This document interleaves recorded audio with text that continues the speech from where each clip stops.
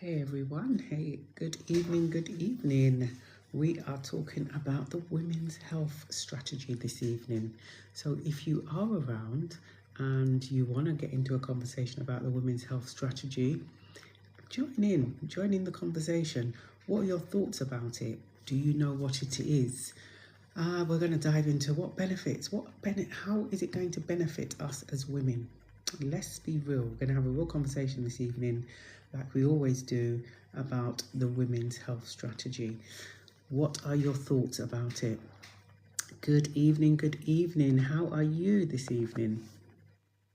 Norma, how are you? Good to see you. So we're going to talk about the women's health strategy, right? What is it? Have you heard about it before? Have you heard about the women's health strategy? What do you know of it?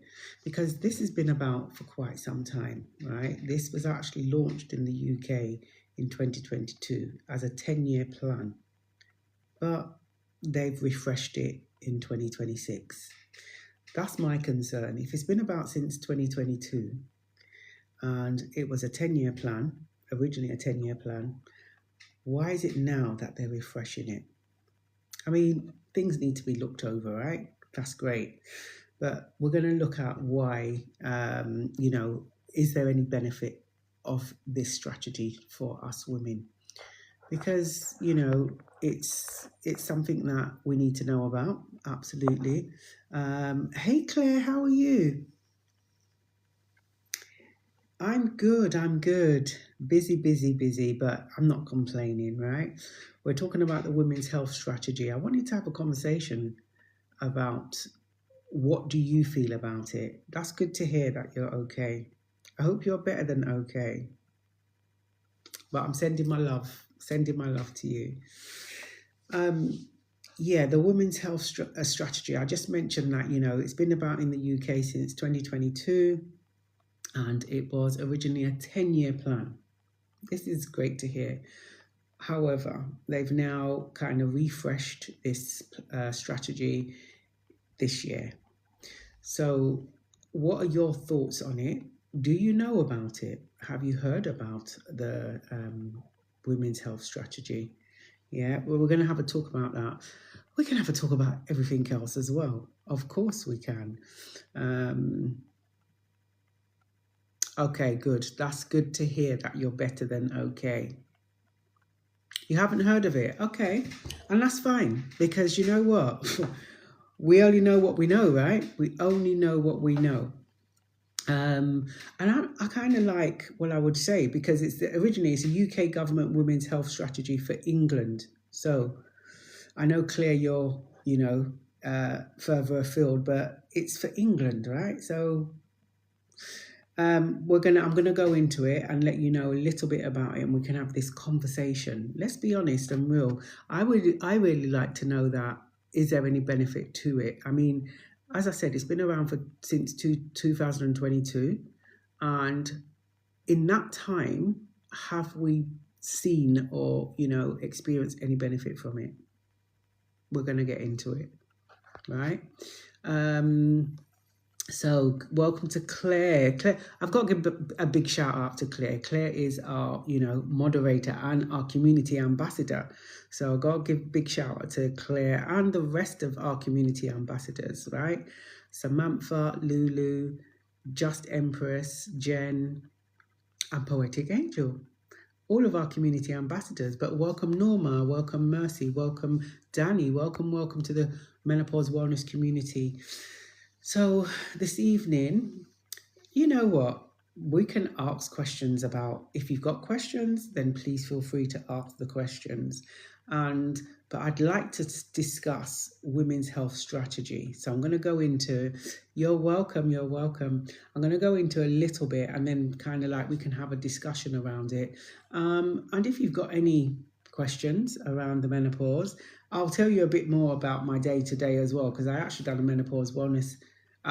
menopause cafe in Bexley today, and I'll give you a little backstory about that. But let's get back to this women's health strategy. So for those of you who haven't heard of the women's health strategy, so the women's health strategy, this is a UK government women's health strategy for England, right? It was launched in 2022 as a 10-year plan to improve women's health outcomes and experiences.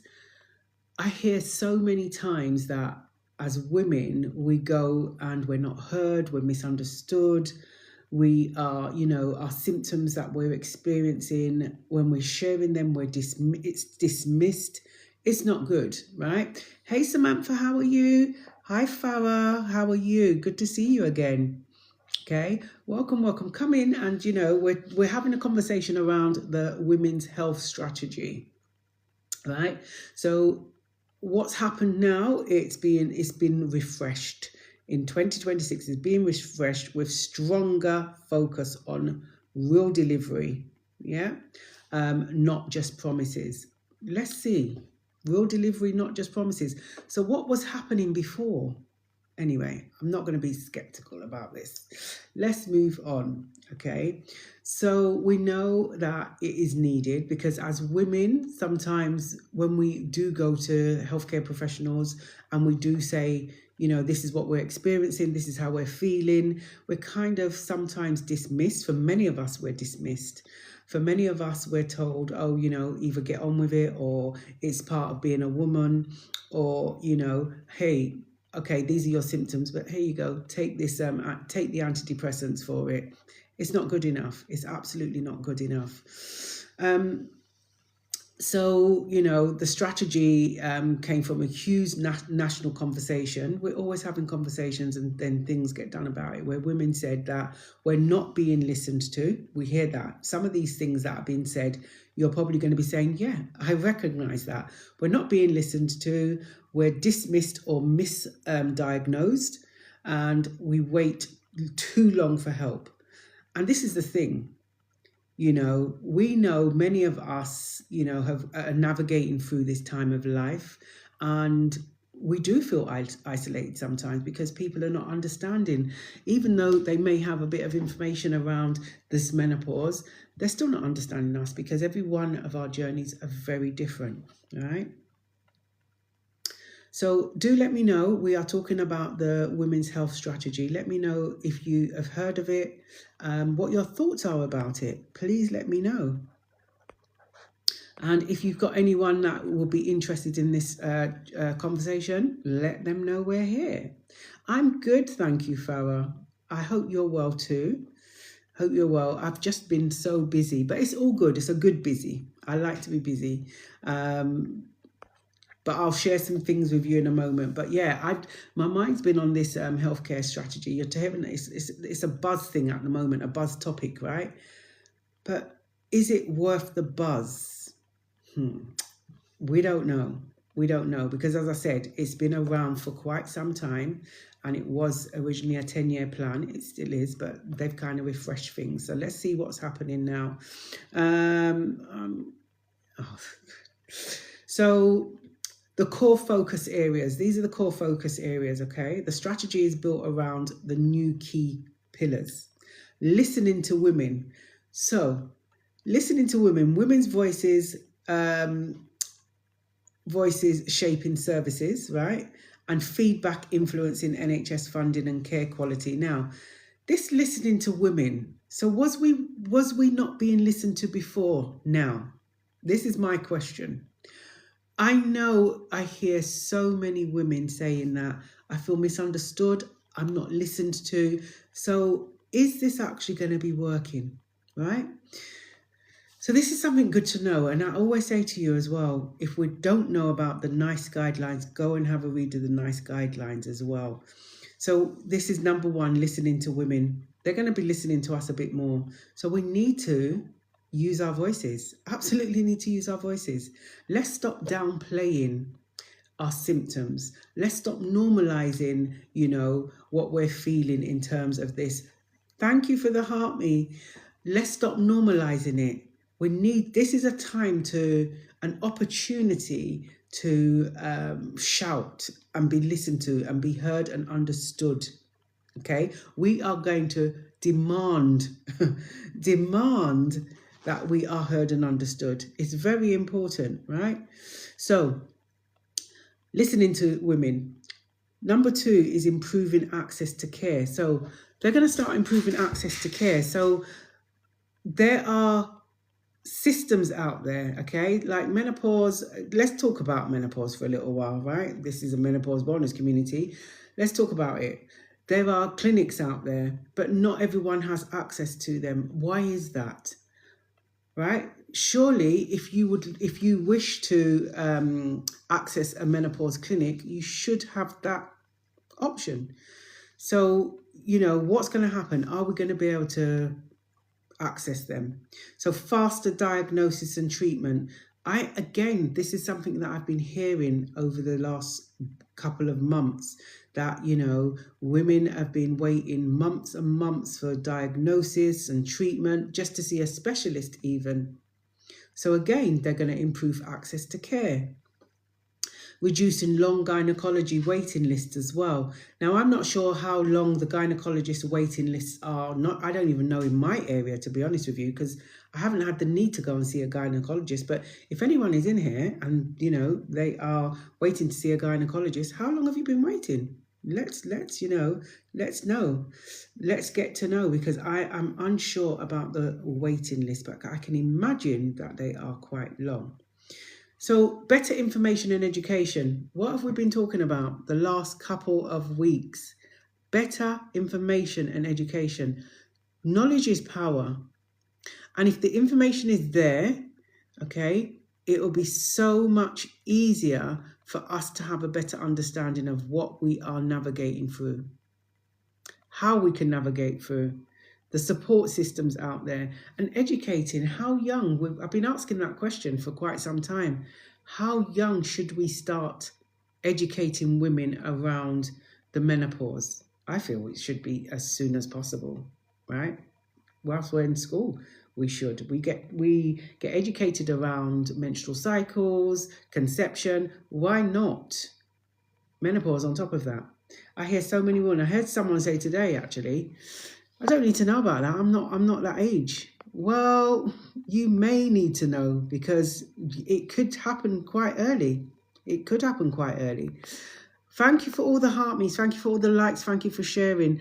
Welcome to the Menopause Wellness community. We're having a discussion this evening around the women's health strategy.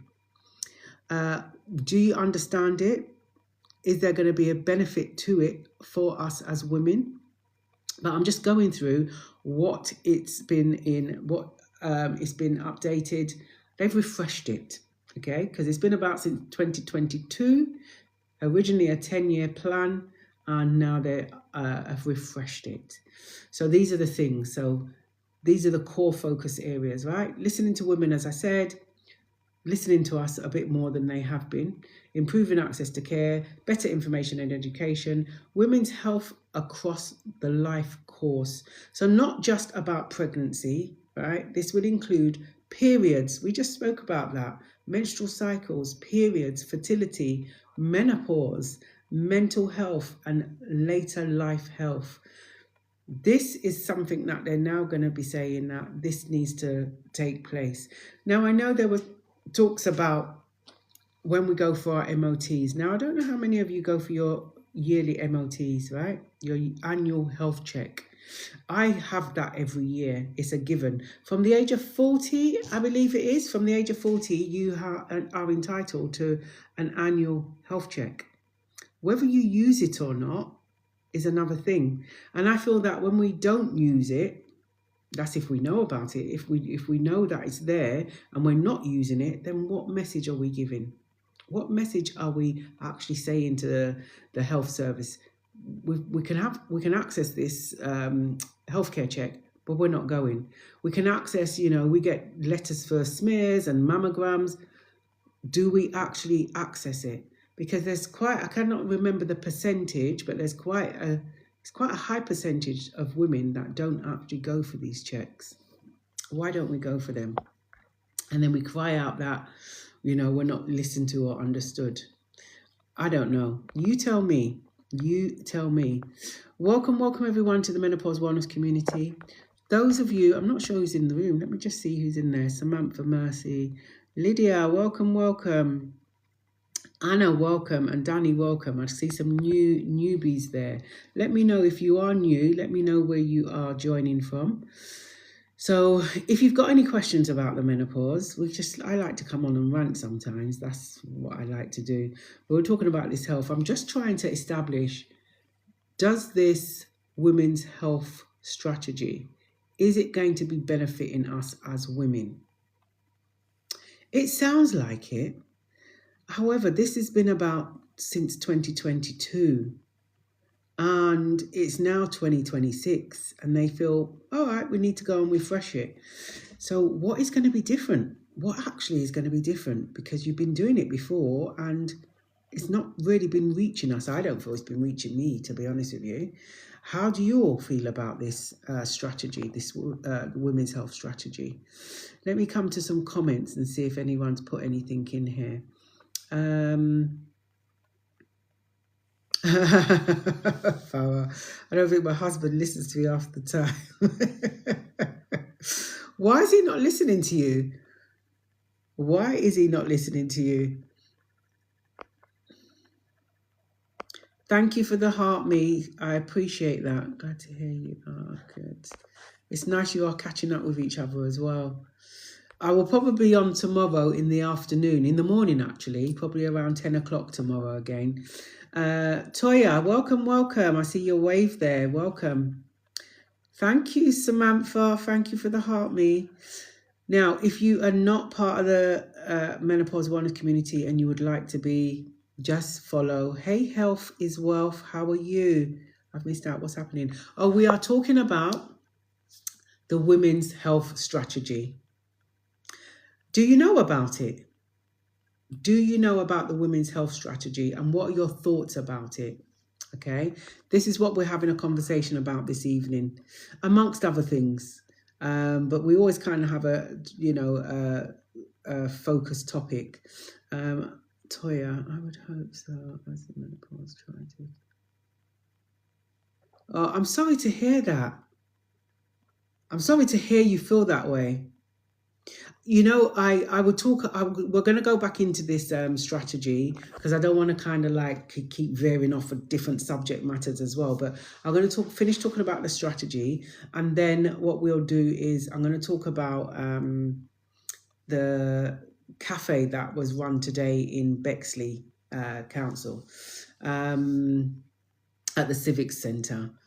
And just come what we spoke about, and then what the outcome was, what some of the attendees shared. Okay, I'm not going to say their names, but just share, because it's really important that we share this information. Yeah. Thank you for the follow, Anna. Welcome.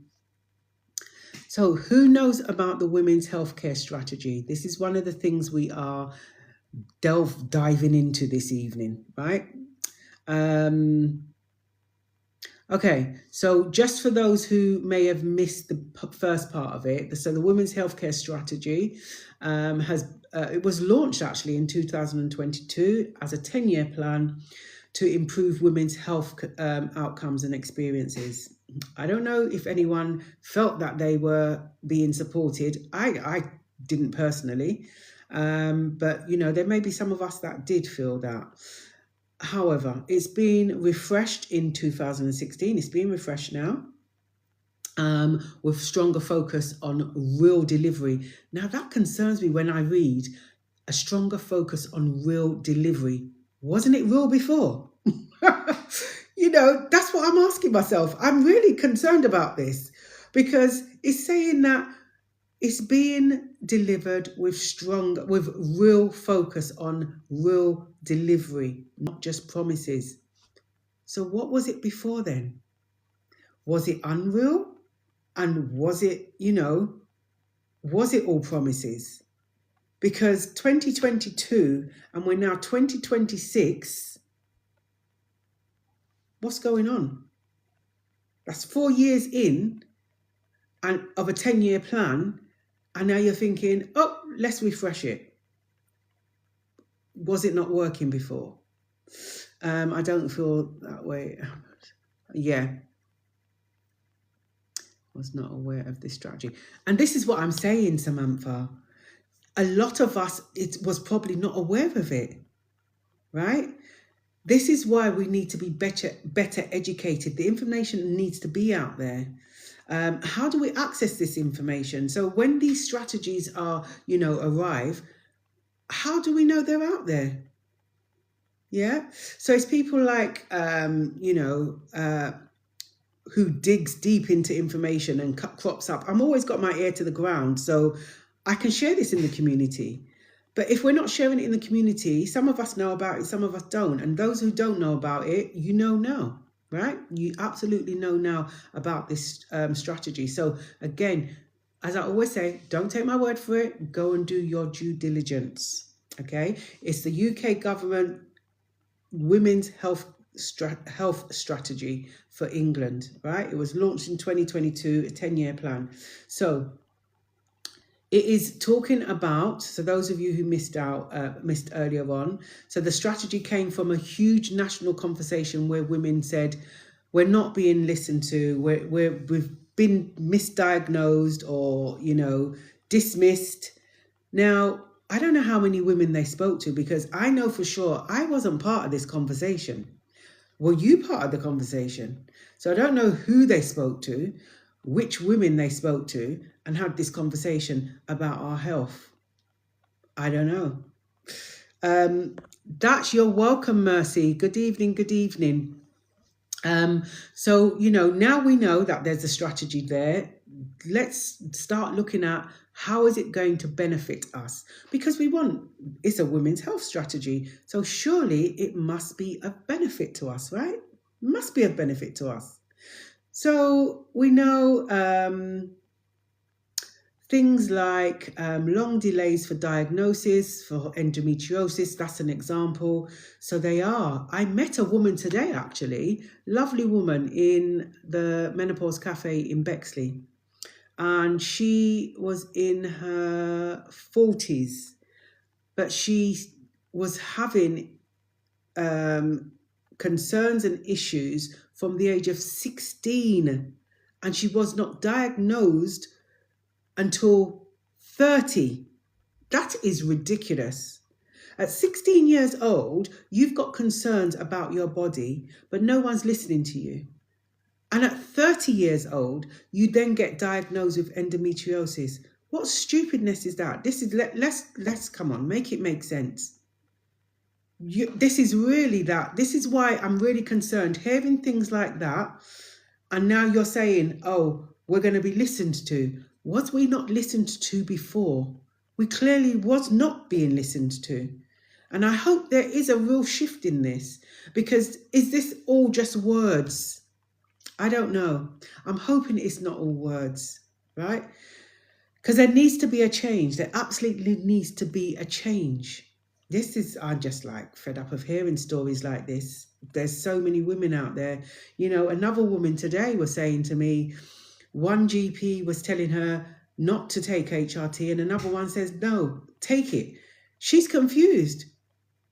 Well, why you would be confused if, two professionals, one is saying one thing, one is saying the other. It's just ludicrous. There needs to be, even playing field. And actually, what we need to be having is support to be better advocates for ourselves. And we need to be having the support to make the decisions for us and not being told what to do. We don't need to be told what to do. We need support in making those informed decisions. We need the information, right? We need clear, concise information, reliable information. That's what we need. Thank you for all the heart me's. Thank you very much for all the likes. Yeah, you said. Yeah, exactly. Not listened to. So it continues.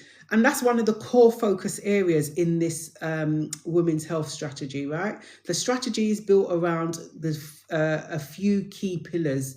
One is listening to women, asking that question. Were we not listened to in the first place? Women's voices shaping services. That's what they're wanting for us, for our voices to shape services. Now, I will say to you now, Queens, our voices are not going to be able to shape services until we use our voices. This is why I'm saying we shouldn't be downplaying our symptoms. We shouldn't be downplaying or normalizing, what we're experiencing.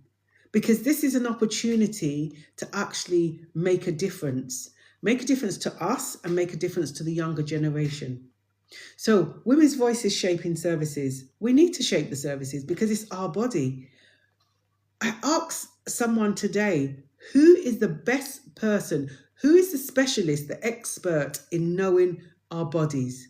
It's us. No one can tell you anything different. You are the expert of your own body, right? So feedback influencing NHS funding and care quality. So if we don't speak up, how are they going to know what services that we need, what services may benefit us? So we have to speak up. We really do need to speak up. Okay, so this is huge because historically, women's pain and symptoms have been minimized. And this is why as well, it's been minimized, but also I feel that we need to take a bit of responsibility also, because it's not also been minimized, we're also normalizing our pain, these symptoms that we're experiencing. Oh no, it's all right, I'm all right, I can cope with it. Well, actually, no, you can't cope with it. You are finding it challenging. Let's be real. When you get asked, how much pain are you in? And you're minimizing it to a 3 when you damn well know it's an 8 or a 9. We've got to be honest and transparent with ourselves. And then that way we can be honest and transparent with the professionals there. And then this can be something that is going to be great for us. Let's talk about it. We're talking about the women's health strategy. Okay. So it continues to say, for those of you who missed it earlier on, improving access to care. We really need that improvement of access to care, faster diagnosis and treatment, reducing long gynecology waiting lists. Who's been waiting for a gynecologist appointment? How long has it been taking?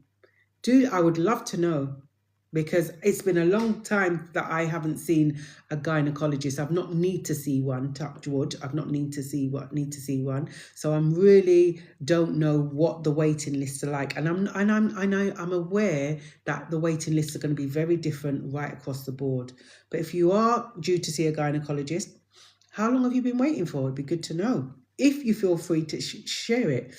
I had to go private because I waited too. My goodness me. Hey, Amelia, welcome to the live. Welcome to the Menopause Wellness Community. 2 years is too long.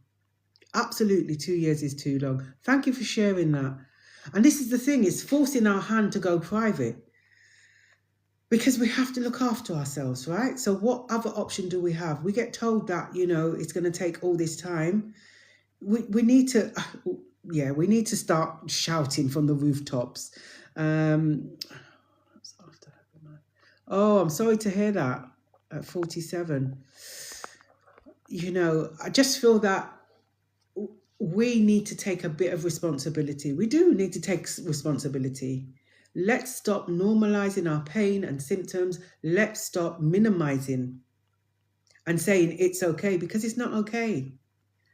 So the more we speak up, the more better they're going to be able to put things in place, right? Better information and education. We need the information there. And actually, when the information's there, how do we know how to access the information? So it needs to be readily available. That's what the information needs to be, readily available. However, I feel it needs to start as young as we can. Now, I'm not saying we're going to speak to babies and toddlers about menopause, but absolutely when we hit secondary school, sixth form, college, we need to be talking about that. At the age where we're starting to talk about puberty and how your body changes and menstrual cycles, we need to throw some awareness in of menopause there. We absolutely need to, because let's be real, how we look after ourselves Thank you very much, Health is Wealth. How we look after ourselves in our younger years, what we're eating in our younger years, what we are feeding our bodies, and how we are treating our bodies in our younger years, is absolutely going to have an impact when in our later life. Thank you for the heart, me. It's absolutely going to have an impact. So why are we not educating the younger generation? Make it make sense. Just make it make sense, right? Anyway, let's get back to this. So better information and education, clear, accessible health information. That's what we need. It needs to be clear. None of this jargonistic bullcrap. It needs to be clear. It needs to be accessible. And we need the information as soon as possible.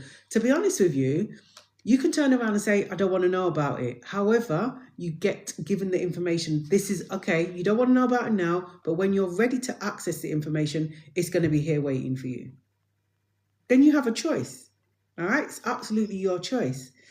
So tackling misinformation, especially around menopause. I always say to you in the community, sometimes we're going to get a lot of misinformation. So do your due diligence, okay? Even when I share things with you, I say to you, don't take my word for it. Do your due diligence. We have to, okay? So better information and education, women's health across the life course, across our life course, not just pregnancy, periods, fertility. And again, fertility is, there's a lot of issues going around fertility. And we were talking about that today again. Menopause, mental health, later life health. Okay. Research and data gaps. What's it saying here? More funding into women's health research. Better understanding of conditions affecting women. Now, this is all good and well. And again, I go back to, we need to shout from the rooftops. We need to share our stories. Every woman, every one of us will have a different story. The more we speak up, the more information they're going to know. Because there's no point them saying, oh, this is what I'm looking at. In the book, it doesn't say, it says this in the book. Because the textbook doesn't always marry up to real life. We know that.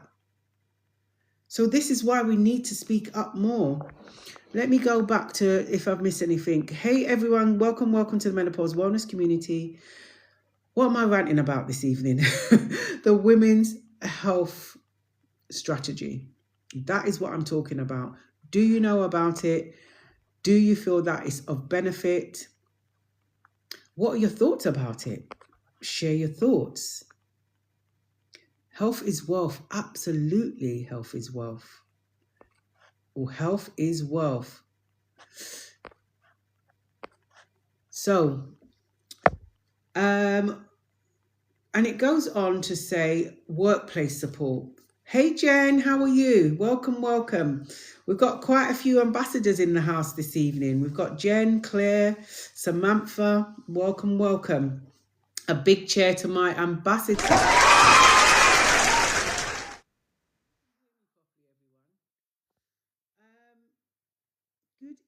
Good evening, C. Taylor. How are you? Hey. Hope everyone's doing well. We're talking about the women's health strategy, right? So what's new? What is new in this year? Because 2025 to 2026, what's new? So I mentioned some things. So this part is the most people don't realize, right? It's evolving. And this is the thing. It cannot evolve without us women. It is the women's health strategy. They need us to be speaking to them. They need us to be sharing our stories. And this is what we need to do. Hi, Sonia. How are you? Good. I'm good to hear that you are well, C. Taylor. I'm good to hear that. So menopause is now front and center. This is a time we have found our voices, right? We're finding our voices. Those of us who have never found our voices, we are starting to find our voice now. And we're starting to speak up more. And we're starting to, take less BS from people. Because this menopause is changing us. We are evolving. We have evolved, Good to hear. Good to hear. Yeah, I am good, thank you. So yeah, we are, this is the time to speak up. Definitely. There's a lot happening around menopause. There were a lot of questions added to the NHS checklist.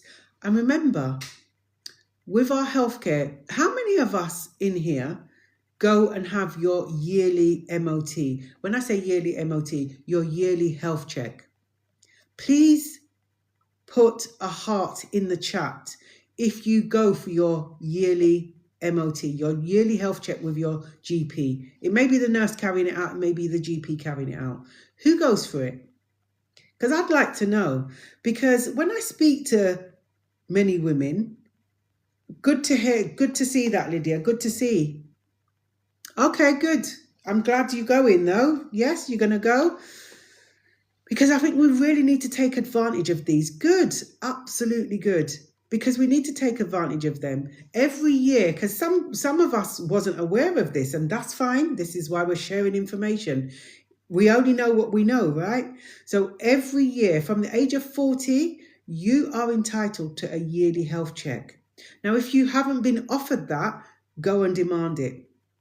So every year you go for a health check, and that health check consists of taking your weight, your blood pressure, asking you how you are around your health and your diet and those sort of things. And they also take blood to just check your blood sugar levels and the normal things like that. But now this health check is going to involve discussions around the menopause now. It's going to be a standard. It's going to be a given. So if we're not accessing the health check, yearly health check, as long with our smear tests or pap tests, if you want to call them that, our mammograms, how many of us actually go and get them things? Now, I know sometimes I've heard women saying, oh no, I don't want to go, it hurts and I don't like it. Listen, I don't like lying there with my legs akimbo and someone prodding me about in there, but I'd rather go and get it checked out. I don't like getting my boobs out and then getting it squashed in a machine, but I'd rather get it checked out and get the all clear, rather than thinking years down the line, if I have to go and get forced to go because I've got a health condition happening, and find out that, oh gosh, I should have checked. Why are we not going to these checks? All right. So there's going to be, they're talking about as well, they want to reach millions of women earlier rather than later, right? And I still am really passionate about getting to the women younger, at a younger age, actually in schools, so they are aware of these things. Went for breast cancer screening. Yeah, and good to hear. I didn't know the GP will do that. Yeah, Sonia. So you know now. You actually know. So your GP will give you and I'm presuming you're talking about the health check. Health check you should have been invited to. I remember having a letter from the age of 40 saying, all right, I'm 40, getting older, getting wiser, and you are, you can access your yearly health check. Every year I go there and get my health check. But if you've never been invited, because you know what, some surgeries may be a bit slapdash and not invite you, but you can go and demand it because that's what you're entitled to. Also get bowel screening. Yeah, bowel screening checks as well. Thank you, Jen. You do get bowel screening checks as well. I get it through the post. They actually send you a letter and the kit, and it's your choice whether to do it or not. But this is what I'm saying. If we're not utilising these screenings, then if they took it away, the fact that we're not using it, what does that say? That speaks volume. Do you need it? Yeah, we do. We do need to screen. Via the post. Yes, yeah. And, do it. I remember when it came through the post at my house, and one was for me and one was for my husband. And my husband said, I'm not doing this. And I said, well, I am. I'm gonna. I want to know if there's anything, untoward. So I'm going to do the screening. He ended up doing it anyway. And interestingly, mine came back clear. His didn't. They done a check and thankfully, touch wood, everything, thank goodness, everything was clear. But had he had not gone and done that, you just don't know. That's why it's worth getting these checks. When I turned 40, Jay just asked. So, Mercy, yeah, did you just go and answer one? Good for you. I love to it. Absolutely, good for you. And this is it, you know, strong advocates for ourselves. I love it. Absolutely love it.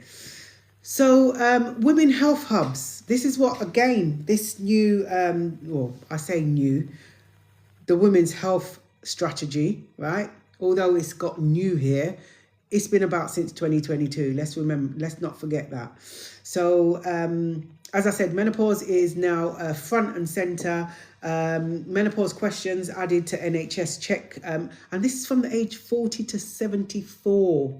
And I'm glad to see that it's age 40 to 74, because I'm having a lot of older women, you know, in their 70s, 80s, being left to the side. And actually, they sometimes still experiencing symptoms. Why are we not talking about that? Why are we not talking about it? Yeah. So women health hubs. There's going to be, you know, one-stop clinics bringing services together. It's great that they're going to do this. There are support hubs out there, but again, how do we access it? How do we get to know about it? Is it something that is going to be, you know, mailed through the door, or is it something that our GPs are going to tell us? But what if we're not accessing our GP services? Because some of us don't ever go and see our GP. You know, I had a woman say to me today, I haven't seen my GP for like 5-10 years. It's a long time. So if you're not accessing your GP services for whatever reason, how are you going to know about this information? So how are they going to actually, you know, share this information with us? So women's hubs, faster diagnosis pathways. So new clinical pathways for menopause, heavy periods, all this sort of thing. So this is all the things that they're going to be now being readily available. I'm really hoping that they follow through with this, and it's not just talk, but I feel that this is a great opportunity for us to speak up more, because it's important that we have the best team around us. You know, when it comes to our transition, when it comes to any health condition, you want the best team around. And it's not going to be the best team until we actually have those conversations. Yeah. And this is what we need to do. So I urge you to do that. And tackling medical misogyny, ensuring women's pains is taken seriously. You know, when I read things like this, here it says, ensuring women's pain is taken seriously. So what are you telling me? Is our pain not taken seriously already? So now they're going to start taking it seriously. This is not good to read. Better standards for things like pain relief during procedures. So again, this conversation had taken place, and this is why this is happening.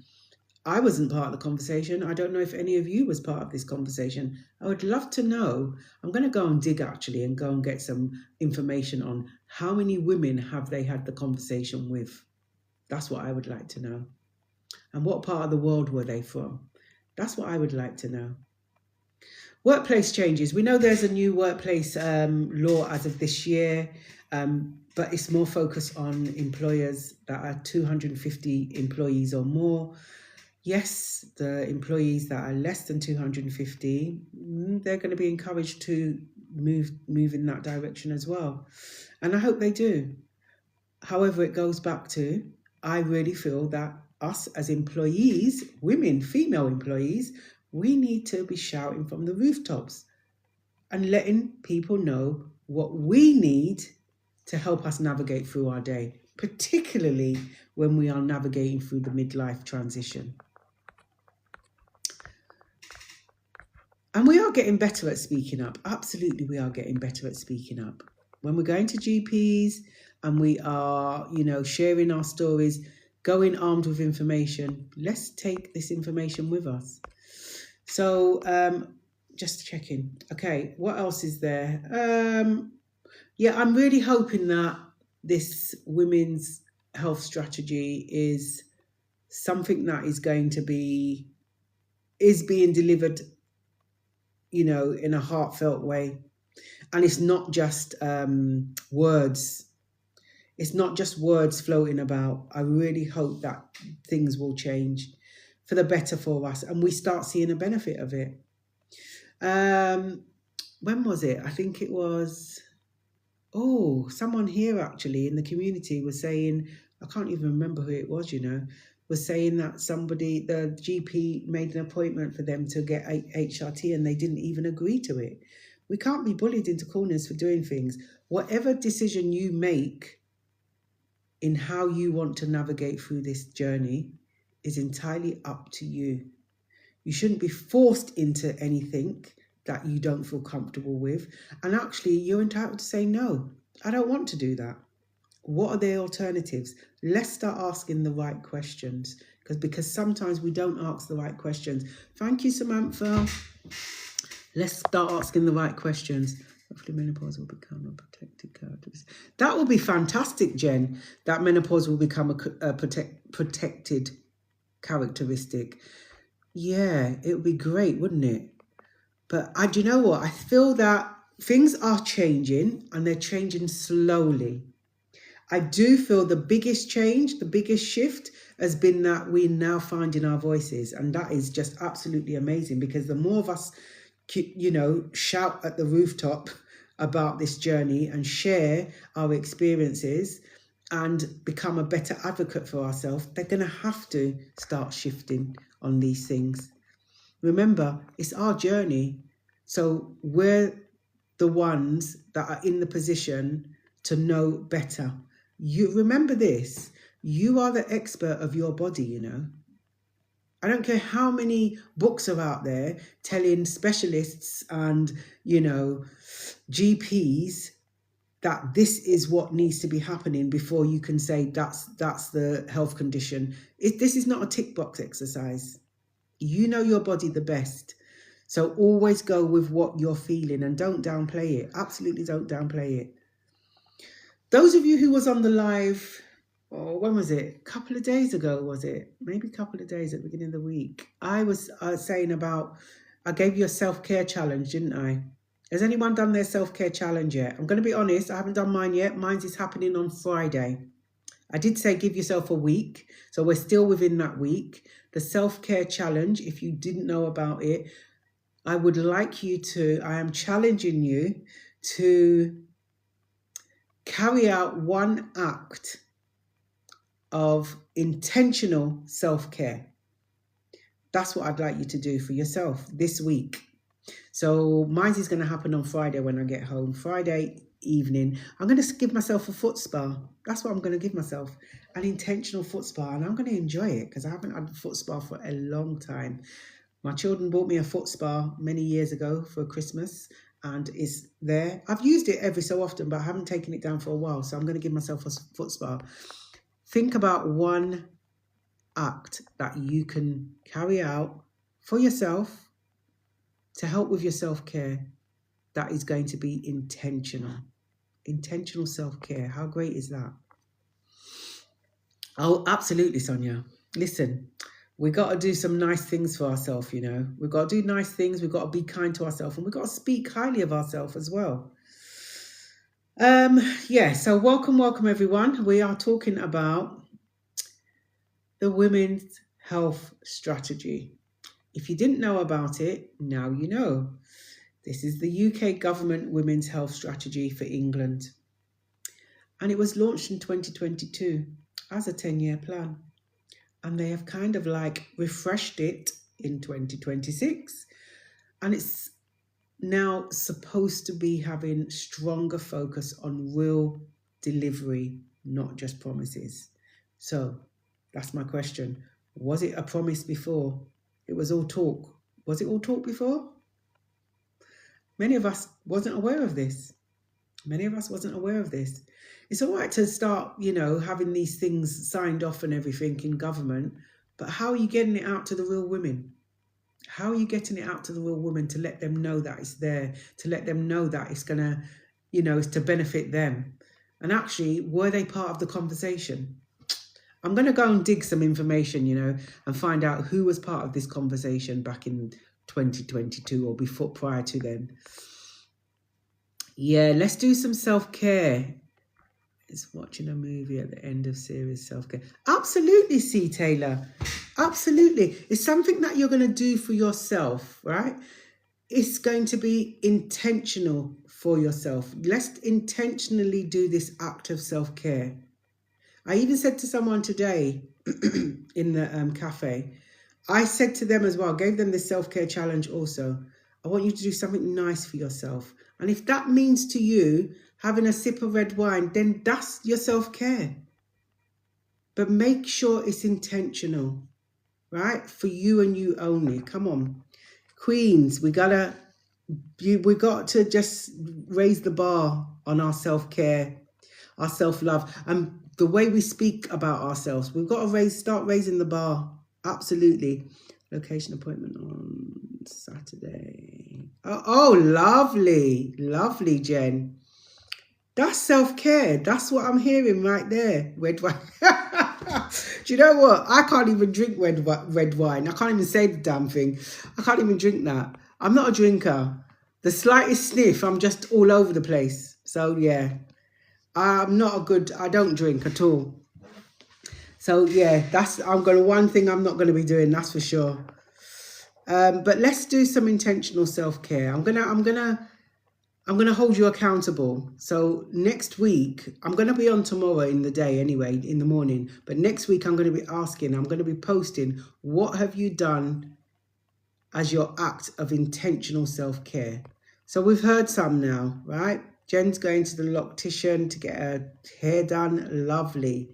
Someone's going to be, who's going to be, here we go, watching a movie.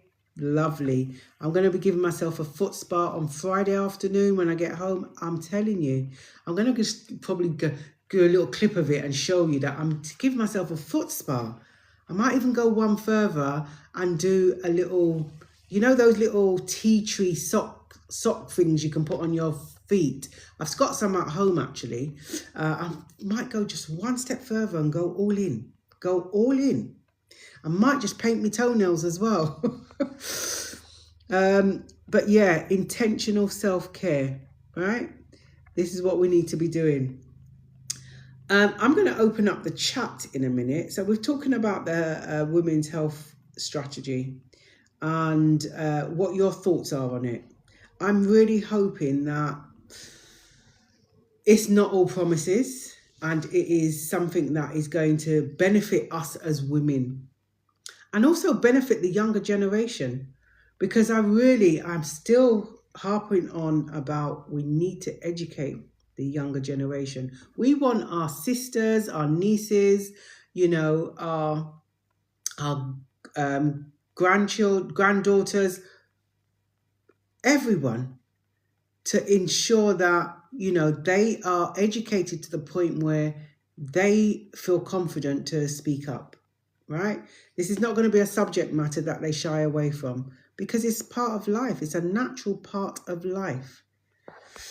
Let me open up I'm going to see. I haven't opened up this platform for a while. Okay, no, here we go. I think, no. Listen, I don't even know what I'm doing on here, Tara. Trust me, I'm looking for, I can't even find it. I can't even find it. I was going to open up the panel, but I can't even see what I'm doing. Yeah, so let me know what you know. If you've got any questions around the menopause, if you want to share your stories, share your truth, feel free to do so. I'm going to be back tomorrow I'm going to be around in the morning, actually, probably at 10 in the morning. I'll probably just do a menopause drop-in. So if anyone wants to drop in, connect, ask questions, share their story, then feel free. I'm going to be on about 10 o'clock tomorrow morning. But yeah, we've been talking about the women's strategy. So those of you who wasn't aware of it, you're aware of it now. It's nice to keep your ear to the ground. I'm always going to keep my ear to the ground. Lots of people are talking about it at the moment. And it's something that we need to know about as well. Definitely something that we need to know about. Let me see. Do you have any advice for bloating, please? Okay, bloating. Now, Sonia, what I would advise, actually, before I even give you any advice, what are you doing about it at the moment? What are you doing about it? Because I would always say, this is something I shared today, actually, at the Menopause Cafe in Bexley. A food diary. What's causing the bloating? What is causing your bloating? Because I know for me, you know what? Today I done the Menopause Cafe in Bexley for Bexley Council, and we talked about menopause and healthy diet. And I stood there for 2 hours talking about and having conversations with everyone around healthy diets and things like that. And I always talk about in the community as well, what we eat is so important, what we're feeding our bodies, our relationship with food and things like that. And I walked back home, and you know, the first thing I grabbed to eat, a bit of a baguette with cream cheese. Now I know damn well that that wasn't right, but it was convenient. So then it got me thinking to myself, hold on a minute, I just gave a talk on menopause and healthy diet, and I've just come back and I've had this. To me, it was convenience. Why did I just do that? But I tell you what, I felt bloated after. I absolutely felt bloated after. My stomach just felt like, I felt like I was 6 months pregnant. After eating a piece of baguette, I haven't eaten baguette for a long time. I don't normally eat it. Why did I eat it? So I'm kind of thinking that, you know what, we all know what healthy eating is, and we all know what we should be eating, but sometimes we don't make the right choices. Why do we do that? Convenience. To me, today it was convenient. I just needed something to eat because I hadn't eaten, and I just needed to grab something. But yeah, what's causing your bloating? If you don't mind me asking, do you know what's causing your bloating? So this is why I would go back and refer to, suggest doing a food diary, because your food diary allows you to have a better picture, a greater picture of how you're eating, and things like, is there anything in particular causing your bloating?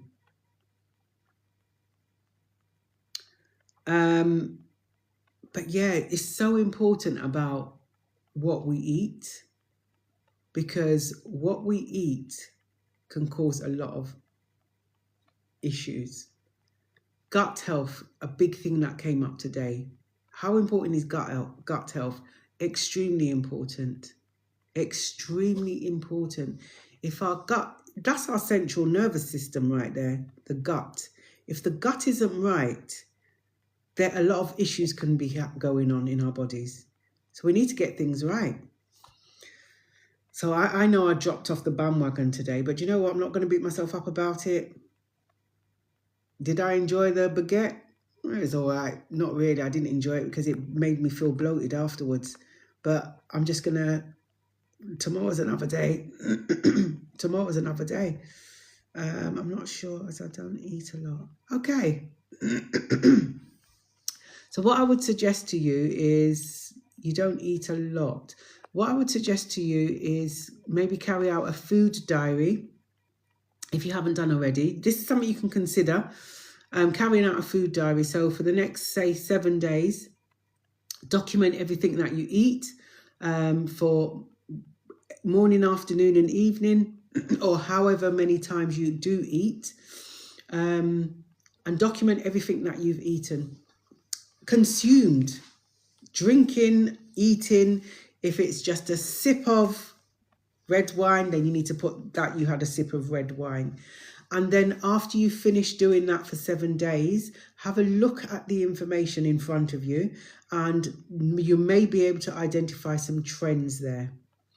And you may be able to identify what has caused your bloating. So also document when you do feel bloated.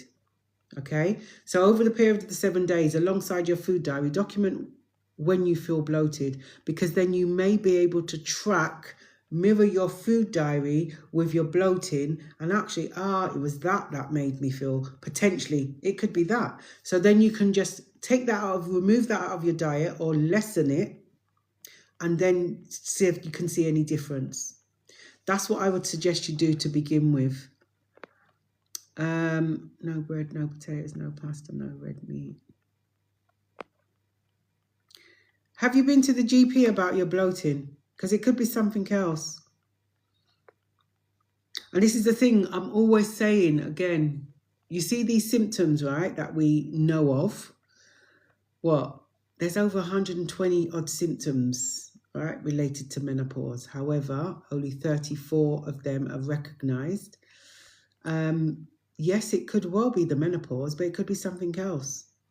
So sometimes we have got to think, it could be the menopause. We usually say it's the menopause, but let's go and get it, because if it doesn't feel right to you and it's making you feel uneasy, let's go and check it out. Let's go and check it out. Thank you for the follow. I'm going to go back to the comments because I've missed some. Okay, so I hope that helps, Sonia. We have to kind of pinpoint what's causing your bloating. Do you think it might be something that you're eating? I know you said you don't eat a lot, but track what you're eating for at least 5, if not 7 days, 5 days. So you've just got something down on paper or on your phones, however you want to document it, so you can actually identify any trends, and also document when you are bloated. Yeah, because it may be specific times of the day. You may just be able to marry them up and actually identify this is exactly what's causing the bloating. Okay. Plan your food in advance so we can then prepare healthy. Definitely. And Jen, do you know what? As much as that's all the good willing, I'm telling you, when I'm at home, we plan for the week. My husband and I, we plan. We know what we're eating for the week. Absolutely. But you see, when I'm out and about, listen, this is real. I either go from one extreme to the other. I eat the wrong food, which I know I do, or I don't eat at all, which is not good. For the whole day, what have you had to eat? Oh, nothing. I just had water. That's all I've had, just water. That's not good, and I know that's not good.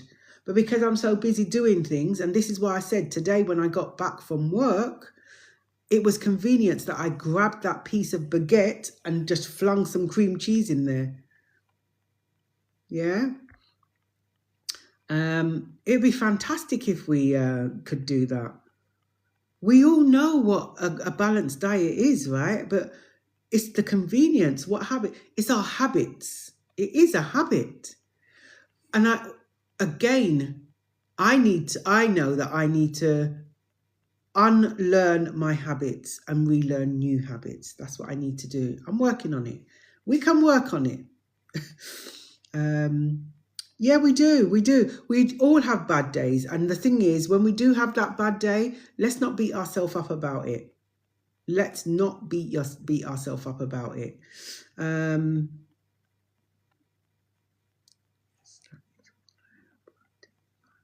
Yeah, that's good. Protein, fiber, nuts, that's good. Hydration is key. Absolutely. You're absolutely right. Hydration. I was saying that today again in the cafe in Bexley, and saying that hydration is so important. When you look at hydration and research it, it states about you should be drinking 6 to 8 glasses of water a day. Okay. What size glass? It doesn't say. Because I know when I drink out of pint glasses. That's what I do. I drink out of pint glasses. So I always say, drink as much as you can. Drink as much water as you can, or stay hydrated. It doesn't have to be water. Water's good, but it doesn't have to be water. So I will drink water, and I will drink coconut water, and I will drink herbal teas. Now, my herbal teas, what I've started doing for the last couple of months, instead of having them hot, I will brew them and then cool them down and put them in the fridge and have them as a cold drink with a bit of honey in it. Quite nice. So it's about staying hydrated. And there are also foods that can help you stay hydrated as well, help with hydration. Cucumbers, watermelons. I love myself a watermelon, I tell you. So there are certain things that we can do as well, and eat foods as well as fluids. But it's just doing the research and just find out what works for you. You do what you need to do. But, you know, with this 6 to 8 glasses of water, just drink as much as you feel you can manage. And then you can work small steps when you feel ready. Okay. All right. Well, let me know, Sonia, how you get on with that. Because it's just about trying to pinpoint. But I will say to you, if you are concerned, go and see your GP. Go and see a specialist. Thank you for the follow, Maggie. Welcome to the Menopause Wellness community. Is bulgur rice healthy? Bulgur rice. That's that. Is that bulgur wheat? There's so many different types of food out there, isn't it? Bulgur rice. I think it's bulgur. You correct me if I'm wrong. Bulgur, is that made of bulgur wheat, right? And you see, not all these grains are. I would do a check on that. Bulgur rice. Bulgur versus rice. It's good. It's good. It's rich in fiber, and lower in carbs than rice. So yeah, it's got its health benefits. Rich in fiber and lower in carbs. I don't think I've tasted bulgur wheat. Have I tasted bulgur wheat before? Yes, I have actually. I remember going to a friend's for lunch and she said that it was bulgur wheat. It was quite nice actually. She did cook it nice. But yeah, there are a lot of the health benefits that it's more richer in dietary fiber and lower in carbs than rice. So bulgur is better. But that's if you can eat it. This is what I'm saying. That's if you can eat it. I haven't been to the GP. Okay, so yeah, Sonia, do think about doing the food diary. Even try 7 days, but even if you can only manage 5, then that's fine. But just so you can have something documented across what you've been eating, and also track when you are feeling bloated. Because it may be that you identify that it's in the morning or evening, or it may be that, you know, your bloating is something that is stress related. Who knows? So go and track and see what comes up, and let me know how you get on. Wheat, thank you, bulgur wheat. There's so many different things out there. Quinoa is another one. Do you know what? I've tasted quinoa and I don't know what it is. Quinoa. That's one of the things that I just can't. I've tried it, but I don't know. Just don't taste nice to me. It don't taste nice. But then when I first taste bulgur wheat, I didn't like it. But then when I went to a friend's house and she gave it to me, I don't know what she done to it, but it did taste nice. It did taste nice. So I suppose it's like okra, isn't it? Ladyfingers. People say to me, oh, I don't like it because it's slimy. But when I stir fry it, it's not slimy. I think when you boil it, it gets really slimy. But yeah, I suppose it's how it's cooked, isn't it? But yeah, quinoa is one of the things that I can eat it, but I'm not a big fan of it. Bulgur wheat definitely per plus. Welcome everyone to the Menopause Wellness community. Those of you who don't know me, I feel, I'm just presuming everyone knows me. Those of you who don't know me, I'm Jackie. I didn't even introduce myself today, but I'm Jackie. I am a menopause wellness practitioner, as well as a menopause nutrition and weight loss management practitioner. This evening, we were talking about the women's health strategy. I have to think about that. The women's health strategy. What the benefits of it? Do you know about the strategy? What they've changed? Because it's been around since 2022. They've kind of refreshed it this year. And I'm really hoping that it's not kind of like just words, just, empty words. I really hope that is going to start benefiting a lot of women out there. I'm telling you, it's not easy. Life is life in sometimes, and this is why we have to give ourselves grace. When we do things that we're not happy with, like when I ate my baguette and cream cheese today. Do you know what? At the time, I was hungry and the food was sweet in me, trust me. So, but then afterwards, I thought, oh, why did I do that? It was convenience, as I said. But 20 minutes later, I felt bloated. So there you go. That was my consequence today. Thank you for sharing that. Health is wealth.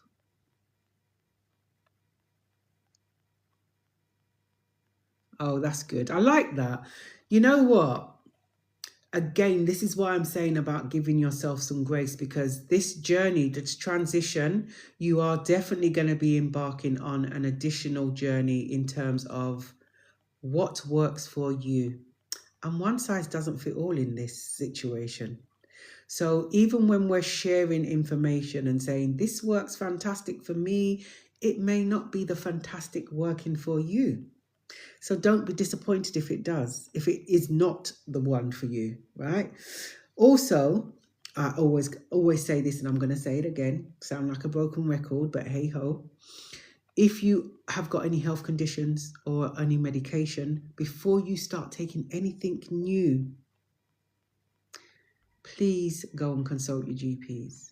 If you can't get hold of your GPs, then go and speak to your pharmacist, because you do not want to start taking this new thing and then it has an impact on your health or any medication you're taking. And let's be real, certain things we shouldn't be mixing. All right, there's certain herbs and spices, there's certain medications that shouldn't be mixed with certain things. So let's do our due diligence. Let's ask the right questions. We only know what we know, right? So asking the right questions. We're going to ask questions because we need clarification, or we just don't know the answer. That's why we ask, and it's okay to ask questions. It's okay not to know. Coconut water, oh my gosh, listen, I love coconut water. The fridge is just full of it. Water, coconut water, that's what I drink. This morning I had a bit of hot water with some fresh lemon in it, but water and coconut water. But you know what I do, I've really started enjoying is the extra coconut water. It looks like milk. Oh my goodness me, that is really nice. Slightly got a kind of a creamy texture to it, but it's green on my Yuka app, so I'm good to go. I'm still using the Yuka app. Thank you for the follow. Is it D Hammies? Thank you for the follow and welcome to the community. If you're not following us already and you're liking what you're hearing about, we're just here, just giving ourselves some knowledge, right? Because knowledge is power. I'm telling you, knowledge is power. So we're here. If you're not part of the community and you'd love to be part of the community, all you need to do is follow. I do try and have our lives every week, at least once a week, but I would normally, because I haven't committed to specific days, I would normally put a post up to say we're going to be doing a live this evening like I did today, or I give you a couple of days notice, or I will just put a post up saying that I'm going to be doing a live a few hours away. Coconut water is absolutely refreshing. Love it, right? I've just started eating marrow watermelon. Oh, more watermelon. I'm just thinking, I'm trying to cipher that. That was a typo. I was thinking, is this a new... Okay, more watermelon. Oh, do you know what? Watermelon. I could sit there and eat watermelon for hours and hours and hours and days and days and days. Because, yeah, it's just so refreshing. But I tell you what, I will buy a fresh watermelon and cut it. And it's never as sweet as the M&S one. I'm telling you, no matter where, I always do this. I thought, oh, do you know, why don't you just buy a watermelon and cut it up? I've done that and it don't taste sweet. The watermelon that I get from M&S, oh my goodness me. It's like they get the best pick of the watermelons. I'm telling you, they get the best pick of the watermelons. It's the best. Never fails. But when I go and buy watermelon from anywhere else, it's not the same. It's really not the same. You're welcome, Sonia. I'm just catching up with all these comments now. Yeah, the coconut water, I'm telling you. But I think it's called extra coconut water. Is it extra coconut water? Yeah, extra. But it's the white bottle. And you know, it's we just get it on subscription now because it just works out cheaper. Get it on subscription. Quinoa is good. Ugh. I'm trying. Do you know what? Plus quinoa is good source of protein. Absolutely. I'm telling you. Do you know the only time I eat quinoa is when I'm on a plane? The plane food, when they give you that little pot of quinoa as a starter, I just think, oh gosh, and I just eat it. I don't like the texture of it. I don't like the taste of it, but I eat it. So yeah, I know, absolutely a good source of protein. You're welcome. Yes, yeah. And this is the thing, you know, we all know what eating healthy looks like, right? But again, something that came up today, eating healthy can be very expensive. Fresh fruits or organic fruits, organic, you know, vegetables, it's expensive, extremely expensive. And sometimes we may not have the budget for organic meals. And we're going to go on what we can afford. And this is the thing. It's just crazy. It is absolutely crazy. Extra coconut water. I have lots too. Oh yeah. Is it called extra coconut water? Is that what it's called? I'm trying to visualize what it's called. I'm not at home at the moment, so I'm trying to visualize. It's in the white bottle. It's a Vito, isn't it, one? And don't get me wrong, I haven't got shares in this. I cannot remember if it's called extra coconut water. I think it is. The next time I go on a live, I'll bring a bottle with me so you can see what it looks like. But I'm sure it is. I think it is. You're right. Yeah, so everyone, the challenge, the self-care challenge. Please remember the self-care challenge. The self-care challenge is all about you choosing one thing that you can carry out as an act of self-care, intentional self-care. It was last week I asked this, challenge everyone to this. So you've probably got another, probably by the end of this weekend, by the end of the week, the weekend.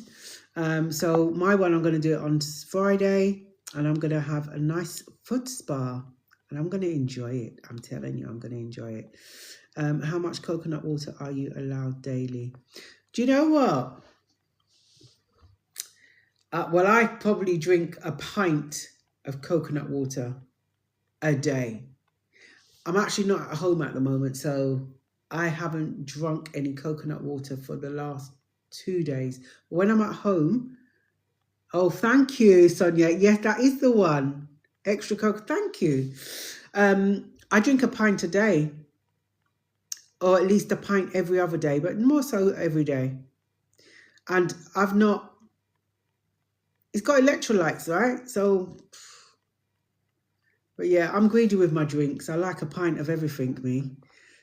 It's interesting, I don't drink alcohol, but I like I have pint glasses in my house because I like a pint of, if I'm drinking water, I drink a pint of water. If I'm drinking coconut water, I'm drinking a pint of it. The only thing I don't drink a pint of is tea. I don't know if there's a recommended, I drink a pint and I don't have any issues. But again, everyone's body is different. I don't want you to think, oh, Jackie drinks a pint of coconut water, I'm going to drink a pint too. And then next minute your belly's hurting you. Do as much as you want, right? As much as you need.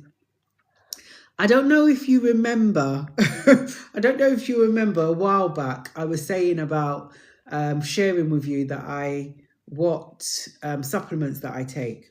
And I'm on a break from them at the moment, but I usually take evening primrose with star flower oil. That's one tablet, 2 capsules of those, and also my magnesium glycinate, 2 capsules.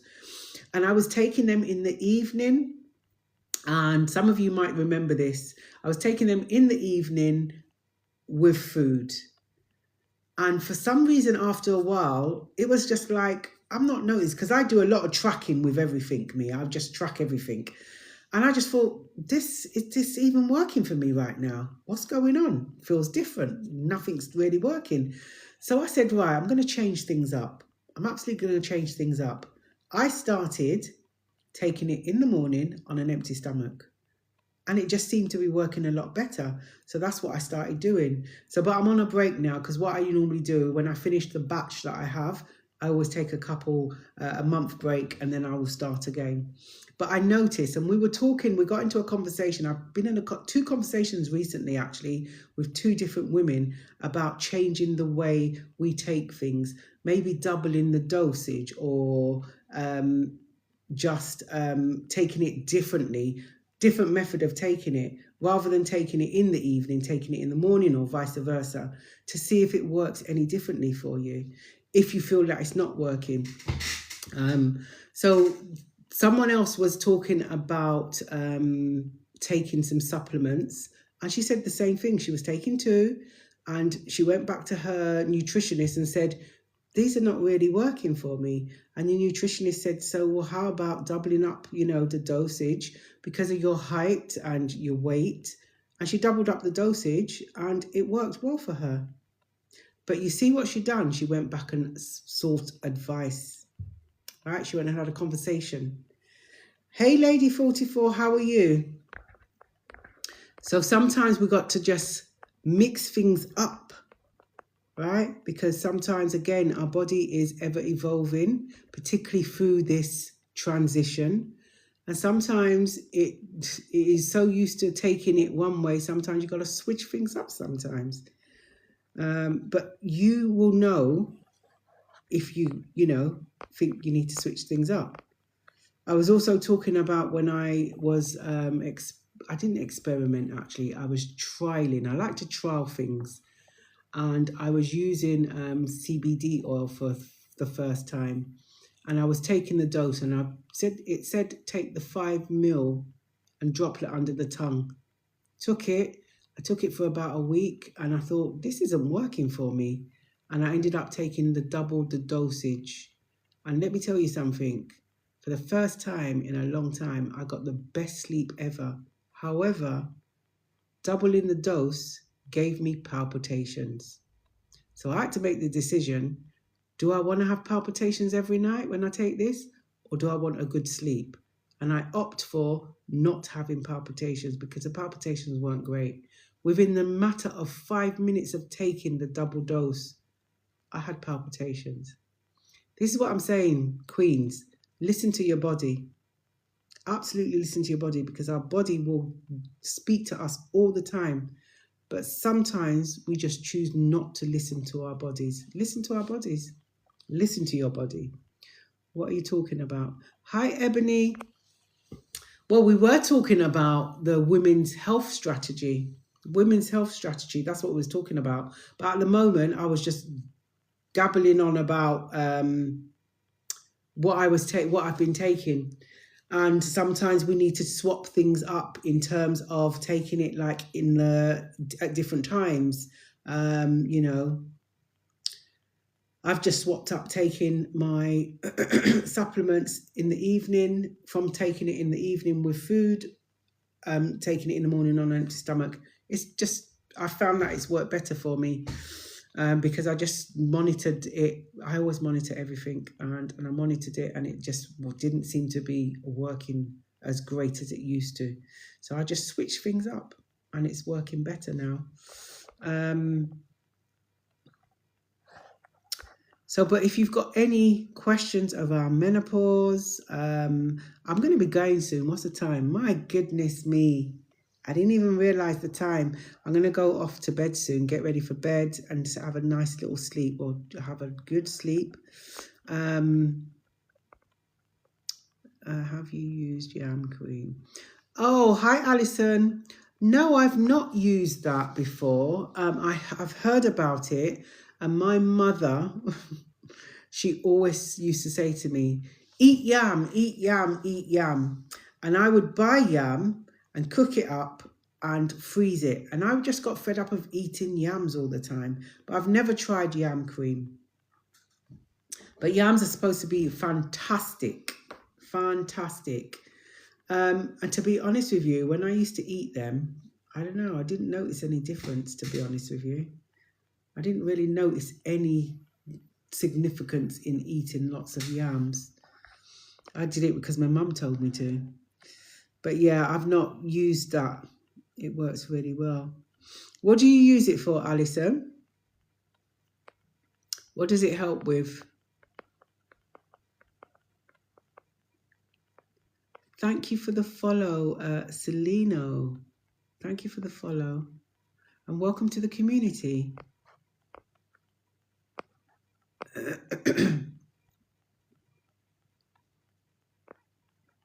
What do you use yam cream? I'm sure, because you know what, my mum told me. My mum's one of those people who's a herbalist, right?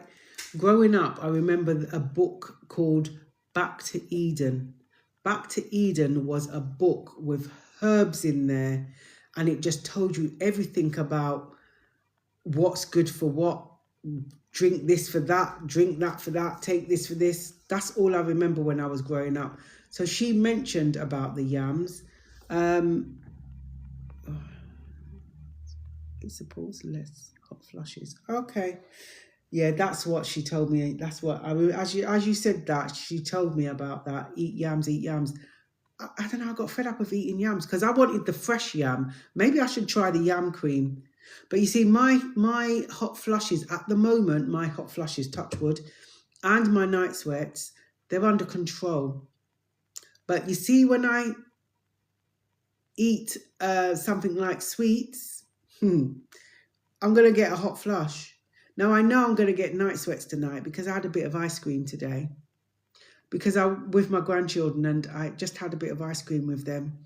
And I know I'm going to be bussing a night sweat tonight because I had that ice cream. It's sweet things that makes my hot night sweats come back worse. And your hot flushes. Yam cream worked for me at the first, but then stopped working. Hi, love my life. Thanks for sharing that. And this is the thing. Things work for you one minute and then they don't work the next. So we have to kind of swap things over, don't we? It's good to share what you are using and what you're using it for as well. This book is recommended by 7 days. Okay. What book was that? Is that The Garden of Eden or another book? I remember, I don't even know if that book's about anymore, Garden of Eden, but I remember looking in it once and it had all the list of herbs and what they're for, and if you got a stomach ache and if you got this ache and that ache, this is what you should be taking. Back to Eden, that's the book. Back to Eden. I remember it's quite a thick book. It's got a white page with all these like plants on it, I think, on it.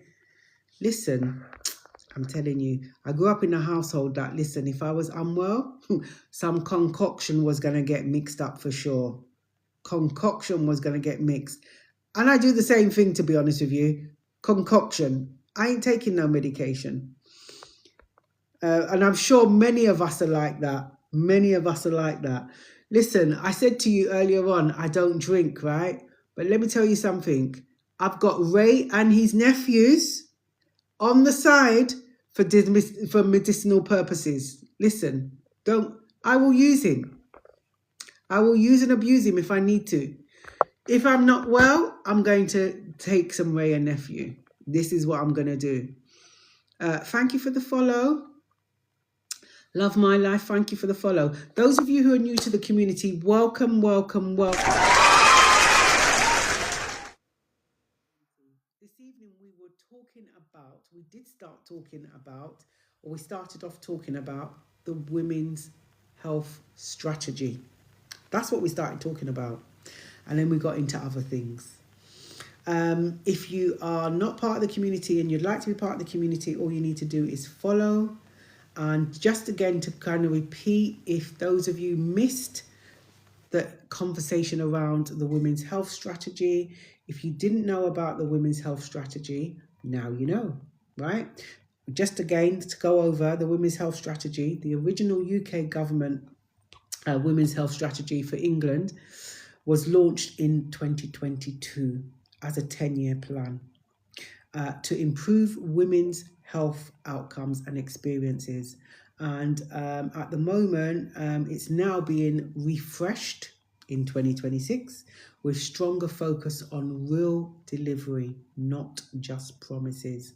So we went through those core areas, and the core areas are just kind of say the subheadings. Listening to women, we're going to be listened to more in the health sector. Improving access to care, better information and education. It's all right, the information out there, but how do we access it? Do we know where to access it? And is it reliable information? Women's health across the life course. So from not just pregnancy, where they're talking about periods, fertility, menopause, mental health, and later life health as well. They're talking about research and data gaps, workplace support. We know the workplace support was there this year. But yeah, so I am hoping that this women's health strategy is a thing that is going to be supportive of us women. But as I was saying before, we also need to take some responsibility in this, because if we are not using our voices, if we are downplaying our symptoms, if we are downplaying our pain, how are these professionals, how is the, people who sit in the government chairs going to know what we're really going through? We've got to stop downplaying this, and we've got to be honest and transparent. And actually, there's nothing wrong with saying, do you know what? The pain that I'm feeling is at an 8 or a 9 on the worst days, and I can't cope. So what do you suggest? So I'm really hoping that this strategy is not just all talk, because it's been around since 2022, and now they're refreshing it.